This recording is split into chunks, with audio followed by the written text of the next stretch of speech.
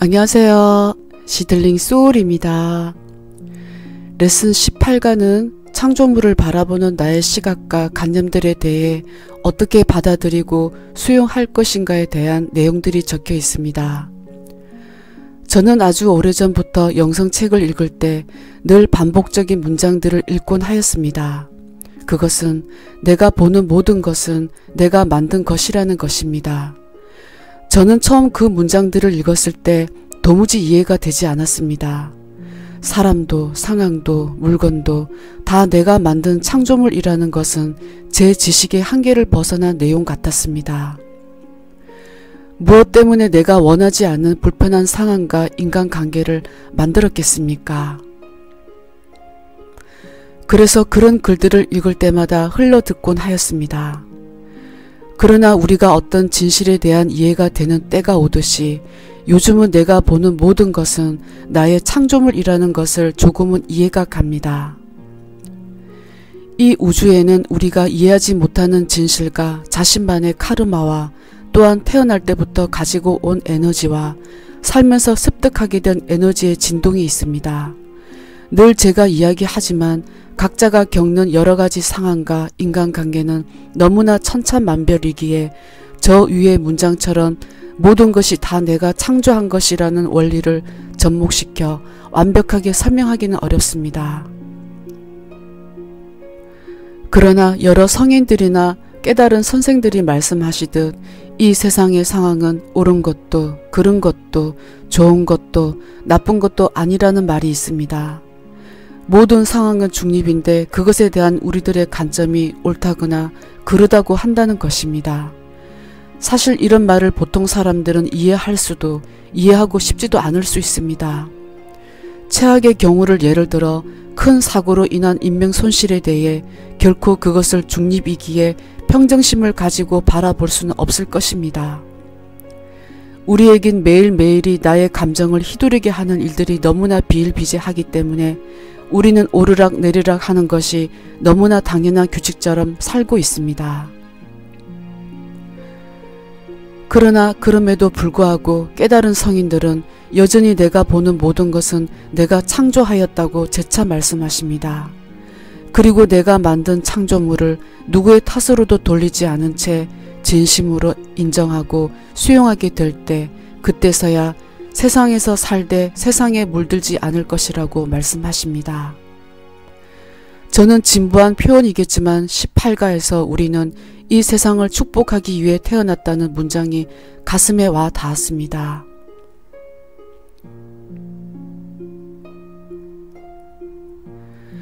우리는 마음 공부를 이제 열심히 하겠다고 다짐하고 긍정적 생각과 명상으로 자신을 다스리게 됩니다.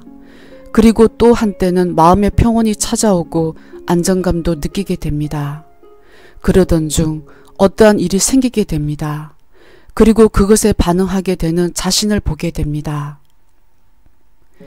이때 마음의 평정은 사라지고 긍정적 확언도 사라지고 나에게 일어난 일에 대해 왜 라는 의문을 가지게 됩니다. 왜냐하면 나는 열심히 명상도 하고 확언도 열심히 하였기 때문입니다. 그리곤 어느새 나에게 일어난 상황들에 대해 눈 떠서 잠들기 전까지 꼬리에 꼬리를 물고 추리하고 따지고 비판하게 됩니다. 그리고 이제 나는 나의 안전을 방해하는 관점으로 그 상황을 바라보고 또한 그것에 힘을 주게 됩니다. 이제 그 상황은 정말 나에게 심각하게 느껴지고 나의 평정을 깨부수는 나쁜 그것이 되었습니다. 그리고 그것에 관계된 사람들은 나에게 나쁜 사람들이 되었습니다. 그러면서 또한 나는 억울한 피해자가 되었습니다. 자, 여러분, 제가 이런 식으로 또 피해자 노름에 걸려들었습니다. 인생은 늘 이런 식으로 누가 가해자이고 누가 피해자라는 두 가지 관점으로 이루어져 있다고 해도 과언이 아닙니다. 그리고 알다시피 에고는 교묘하고 영악하여 피해자 의식에 우리가 빼앗겨 있길 가장 좋아합니다. 그래야 에고는 생존할 수 있다고 믿기 때문입니다. 제가 생각하는 내가 보는 모든 것이 나의 창조물이란 뜻은 어떤 상황이 내게 생겼을 때 그 상황을 어떻게 바라보고 어떤 관점에 힘을 주는가를 내가 창조한다는 말로 저는 이해하게 됩니다. 그리고 모든 일은 그것에 힘을 주는 만큼 그것은 더욱더 커지게 마련입니다. 공포로 느끼면 공포는 공포의 에너지를 더욱 끌어당기고 사랑으로 그것을 축복하게 되면 사랑은 사랑의 에너지를 끌어당기게 됩니다. 그래서 어떠한 상황이 꼭 어떤 식으로 결론 짓는다는 원칙이 없기도 하는 이유입니다. 실언으로 인해 더 성장하여 우뚝 서는 사람들이 이 세상에는 분명히 많이 존재하기 때문입니다. 그럼 우리는 어떻게 내게 일어난 상황들에 대해 그것을 다르게 바라볼 수 있을까요? 저도 한 번도 시도해보지 않은 연습이지만 요즘은 저에게 일어난 일에 대해 그것에 끄달려 고통받는 자신을 보고 도저히 이렇게 끄달리고 예전의 습으로 넘어가서는 안 되겠다는 생각이 들었습니다. 그런 차에 18가를 읽고 난 뒤 다시 한번 내 상황에 맞게 메시지를 읽게 된 것에 대해 깊은 감사를 느끼게 되었습니다. 내가 보는 모든 것을 이제는 포용하고 축복하겠습니다. 라고 저는 외우는 걸로 연습하기로 마음먹었습니다. 물론 마음은 쉽게 그것을 따르지도 않고 때론 거부하기도 할 것입니다. 그러나 생각은 생각대로 찌꺼리게 놔두고 계속 말이라도 내뱉는 연습을 하는 것이 중요하다고 생각합니다. 며칠 전 이런 글을 읽은 적이 있습니다. 부처의 제자 중에 너무나 아둔하고 머리가 나쁜 제자가 있었다고 합니다. 그 제자가 하도 머리가 나빠서 부처의 어떠한 말도 이해를 할 수 없었고 제자들 사이에도 그 제자는 아마 왕따였다고 합니다. 그래서 부처가 그 제자에게 마당을 열심히 쓸면서 마당을 깨끗이 쓸면 내 마음도 닦인다고 외우라고 시켰다고 합니다. 그러나 그 제자는 그 말도 너무 길어 외울 수 없어 줄여서 빚을이라는 두 단어만 계속 외우고 또 외웠습니다. 열심히 마당을 쓸면서 말입니다. 그 뒤에 그 제자는 열심히 빚을이라는 단어를 외운 끝에 결국은 깨달음을 얻었다는 글을 읽었습니다. 우리는 말의 위력을 어쩌면 가소평가할지도 모릅니다. 마음은 상대에게 비판이 올라와도 계속 그래도 나는 당신을 축복합니다 라고 고쳐 말하는 습관을 들인다면 역시나 가랑비 옷젖던 나의 부정적 관념은 축복의 감정으로 정화가 될 것이라고 저는 생각합니다. 물론 그 상대에게 대놓고 당신을 축복합니다 라고 말하라는 것은 아닙니다. 혼자만의 시간이나 조용한 틈을 내어 묵상하듯 말하는 습관이 저는 가장 좋다고 생각합니다. 그래서 저는 오늘 집 앞에 세워져 있는 어느 오토바이를 잠시 만지며 나는 너를 축복한다. 이 오토바이 주인을 나는 알 수 없지만 그가 항상 행복하고 이 오토바이를 타면서 안전하게 다닐 수 있도록 바란다고 속으로 말했습니다. 그냥 무엇이든 기억날 때마다 하나씩 작은 것이라도 그렇게 연습해야겠다는 생각을 하였습니다. 사실 이 영적 과정은 연습이 다입니다. 오랜 세월 연급의 시간을 죽고 살아왔던 우리가 하루아침에 깨닫겠다고 결심한다 하여 바로 깨달을 수는 없습니다. 마음은 나를 분명히 핀잔주고 미쳤다고 하겠지만 우리의 말은 따로 연습을 들여 다르게 말할 수 있습니다. 우리의 의도가 간절하다면 말입니다. 그래서 제가 이제 축복의 기도를 하겠다는 연습을 열심히 할 터인데 저에게 일어난 가정에 대해 추후에 알려드릴 것이 있을 때 여러분께 말씀드리겠습니다. 그래서 오늘도 이런 가르침을 전달하고 들을 수 있어 저는 오늘도 축복받았습니다. 여러분들도 늘 축복 속에 있음을 순간이나마 기억하시길 간절히 바랍니다.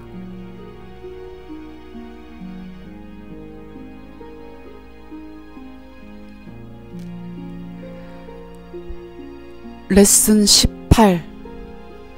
모든 우주는 너 속에서 일어나고 모든 창조물은 너의 환영을 기다리고 있다.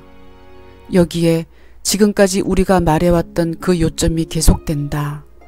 모든 창조물은 너의 환영을 기다린다. 그 창조물들은 너를 삼켜버리기 위하여 기다리는 것이 아니다. 그 창조물은 너희가 사랑이 없는 우주에서 살고 있다는 것을 증명하기 위하여 기다리는 것이 아니다. 그 창조물들은 너희가 내 머리를 짓는 그 벽돌담이 되는 것을 기다리는 것이 아니다. 그 창조물들은 너희가 허둥지둥 너의 꿈과 계획을 이룰 때까지를 기다리는 것이 아니다. 창조는 때 묻지 않고 순수하다. 잘 들으라. 창조는 아무런 힘이 없다. 그것은 너희가 주는 만큼의 힘을 가지게 되니 가치, 뜻, 목적, 기능 모든 것들이 너희에 의해 주어진다. 이것들은 창조물 자체에서 나오는 것이 아니라 너희로부터 그들로 전달된다. 그들이 그것으로 흘러간다고 보면 된다. 그들은 너희 하나하나의 마음, 그 한마음을 나누어 가진 그 마음들을 통하여 창조물로 간통된다. 이 창조물들을 어떤 관념으로 해석할 것인가는 온전히 너에게 달려있다는 자유이니 그것을 환상과 공포를 반영하는 힘으로 가득 채우든지 아니면 좋고 성스럽고 아름다운 것으로 채울 수 있다. 사랑하는 친구들이여, 잠시 한순간을 내어 재미삼아 이런 결정을 하는 것을 연습해보라. 이것은 아무런 노력이 필요치 않으니 그 이유는 너희가 이것을 항상 하기 때문이다. 너는 이것을 이미 통달하였다. 이 간단한 결정은 너의 주변을 지금 이 순간 잘 살펴보라는 것이다. 너희가 혼자라면 단지 육체의 눈으로 보았을 때만 혼자이니 너 주변의 물건을 한번 살펴보라. 공기의 기온을 느껴보고 귀 속으로 들어오는 소리를 들어보고 너희가 형제 자매와 함께 있다면 그들도 함께 잘 살펴보라. 그 모든 것을 완전한 결백함으로 볼 것을 결정하라. 그리고 마음속으로 이렇게 말하라. 그 말은 너의 마음을 이용하여 관점을 만들라는 것이니 그 물건과 사람을 보고 간단히 이렇게 말하는 것이다. 나는 이것이 무엇인지 모른다. 나는 나의 형제 자매에게 무엇이 필요한지 모른다. 그리고 너희가 알고 해석하고 분석할 필요가 없다는 것을 깨달으라. 너의 기능은 이 모든 창조물을 신의 사랑으로 축복하는 것이다. 그러나 그 축복은 너희가 시작으로 돌아가기 전까지는 아무 힘이 없다. 시작은 아무것도 모르는 무지, 완전한 무식을 깨닫는 그 상태를 말한다. 왜냐하면 신은 관점과 지식을 저장하지 않기 때문이다. 창조는 너의 환영을 기다리고 있다. 그것은 너희가 보는 이 세상의 모든 것을 용서함을 요구한다. 왜? 용서함이 진실하지 않으면 허락은 불가능하기 때문이다. 너희가 창조에 대한 비판이 아직 가슴에 남아 있으면서 그것을 받아들이려 한다면 좌절감만 더 느끼게 될 뿐이다.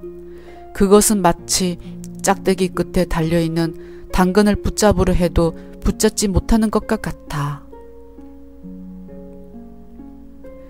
그것이 바로 우리가 너에게 용서함을 그리도 많이 강조한 이유이다. 그것은 너 밖에 존재한다고 생각해왔던 그 모든 것들과 너 사이에 있었던 모든 장애물들을 무너뜨리는 것과 같아. 용서함은 너의 창조물을 이어주는 다리이다. 그리고 용서를 통하여 그것과 하나가 되었을 때 받아들임은 쉬워지니 그것은 창조가 너의 손안에 있기 때문이다. 창조는 너를 기다리고 있으니 그것은 바로 너희가 없이는 그것은 아무런 힘이 없기 때문이다. 생각으로부터 그것을 반영하여 나온 너희들이 바로 이 세상을 창조한 그이다. 이 세상은 너의 생각 바깥에서 존재하지 않는다. 그러니 어떤 세상을 너희는 받아들이겠는가? 수천 마일 떨어진 이 지구 어떤 곳에 있는 고대의 수도원을 두세 번 방문을 해야 그 창조가 너를 기다리고 있는 것을 발견할 것인가? 아니면 어디론가 찾아가야만 창조를 축복하고 치료할 수 있는 능력을 발견할 것인가? 그 창조가 너의 환영을 기다리는 것은 바로 너의 특별한 의식 속으로 끊임없이 흘러가고 있는 그 생각과 관념을 발견하는 것이니 그것이 전부이다. 나는 이제 나에게 남아있는 이 시간을 잘 이용하여 내 의식 속을 흐르고 있는 이 창조를 신의 사랑으로 받아들이고 축복할 것인가? 먼저 용서함으로 그것을 중립의 상태로 힘이 없는 상태로 돌아가게 하고 난 다음 그것을 감싸고 축복하여 그것이 가지고 있던 환상의 힘을 녹여버리라. 신으로서 이 세상을 축복하는 것을 진정으로 연습하고 실천해 나갈 때 너희는 아주 신기한 발견을 하기 시작할 것이니라. 너의 의식의 화면 속으로 지나가던 많은 생각들과 경험들과 감정들은 더 이상 이 인생에서 너희들이 겪었던 모든 경험들과 관련이 없어 보이기 시작할 것이다. 전생과 이생의 장벽을 무너뜨리는 일을 해온 너희들은 더 이상 전생과 이생의 연관성을 잃을 것이니 그것은 전생에서 끌고 들어온 너의 창조를 말하니 하나의 강선으로서 경험하였던 것들 또한 그 연관성을 잃을 것이다. 이것이 왜 중요한가? 간단히 말해서 사람들은 이 깨달음의 과정을 너무 심각하게 생각하는 경향이 있다. 사실상 이 세상에서 심각한 것은 아무것도 없다. 신의 진실과 창조와 마음의 자유에서 생긴 그 환상의 필드 속에서 내가 신과 정반대의 것을 창조할 수 있을까? 라는 생각을 한 것밖에는 다른 것은 없다. 두 가지밖에 선택의 여지가 없으니 그것은 사랑과 공포, 진실과 환상이다. 그러므로 마음속에 어떤 일이 일어날 때 그것을 분석하고 해석하려 애쓰는 것은 필요치 않다. 그것과 말싸움할 필요는 전혀 없다. 그저 무지의 상태로 다시 돌아가라. 너의 과제가 얼마나 간단한지를 진정으로 이해하였을 때 너의 어깨는 가벼워질 것이니 너희는 항상 적당한 장소에 적당한 시간에 있을 수밖에 없다는 것을 발견하게 될 것이다. 신으로 깨어남에 자신을 바칠 것을 결정한 모든 이들은 한순간순간이 주는 거대한 선물을 깨달을 것이다. 그 순간은 누군가가 축복할 때까지 영원히 반복될 것이다. 그 누군가가 너라면 어떨까? 창조는 너의 환영을 기다리고 있으니 그것은 단지 너 속으로 이런 생각을 하는 것이다. 기왕 이것이 내 마음속에서 일어나고 있으니 수백만의 길로 피하고 도망가려 하여도 나를 끝까지 어디든 따라오고 있으니 이제 그만 공원 벤치에 앉아 찬물을 한 병 마시며 새소리를 들으며 이 창조를 축복해 주자. 너희 중 대부분은 아직 너희가 너 자신에게 가깝고 이 현상 세계에서 나를 만들어낸 그 개인적인 것들이라고 판정한 모든 것들을 진정으로 변화시킬 단계에 도달하지 못한 이들이 많이 있다. 그것도 괜찮다. 너의 의식 세계에서 일어나는 이 세상을 받아들이고 축복하는 것을 계속해서 연습하다 보면 나는 점점 작아질 것이며 어느 순간 그것은 빛 속으로 자취도 남지 않고 사라질 것이다. 그동안 우리가 아까 말한 것으로 다시 돌아오라. 너에게 주어진 이 시간을 잘 이용하여야 한다. 그러므로 그 에고와 개성을 무너뜨리는데 너무 주의를 기울이지 말라. 그것은 단지 지금 존재하며 그 현상은 지금 일어나고 있다. 그렇다면 너희는 그것을 축복할 것인가?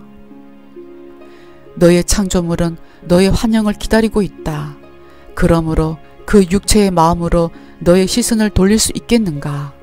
너 개인과 관련된 내 인생의 기억들에 눈을 돌리고 그것이 없다고 부정하기보다는 그것의 존재를 인정하고 너 자신을 지금도 그렇게 보고 있는지 간단히 질문하라. 그리고 사랑을 그것에 불러들일 수 있겠는가? 애고를 너의 팔을 흔들어 떼어버리고자 하듯이 떼어버리려 시도하지 마라. 사랑하는 친구들이여, 과거를 돌아보고 너의 개인적인 경험을 경증하는 것은 참으로 두려운 일일 수도 있다. 그러나 내가 말하니 그 두려움은 너희가 가지고 있는 그 기억들과 연결되어 있지 않다. 그것은 단지 너희가 믿기로 결정한 그 부분과만 연결되어 있을 뿐이다. 그러니 너의 과거를 용서하는 것부터 시작하라. 우리가 처음 시작한 그 명상과 연습에서 하였듯이 한 물건을 보라. 내 과거의 기억을 가지고 있는 그것을 보고 너 마음속으로 이렇게 말하라. 나는 너를 용서한다. 너는 좋지도 나쁘지도 않다. 나는 너를 지금 기억하고 다시 기억하여 너를 포용하고 축복한다. 그것과 함께 그 공포와 아픔과 비난과 두려움과 너희가 꾸었던 그 대단한 꿈을 축복하고 떠나보내라. 그 환상의 무게를 내려놓음으로써 그 기억은 너에게 크리스탈처럼 보물이 될 것이니 너의 것으로 보이지만 사실상 그것은 모든 이에게 주어진 것이니 그 끝없는 여정의 한 부분으로서 너에게 주어져 그것은 변화되고 정화될 것이다.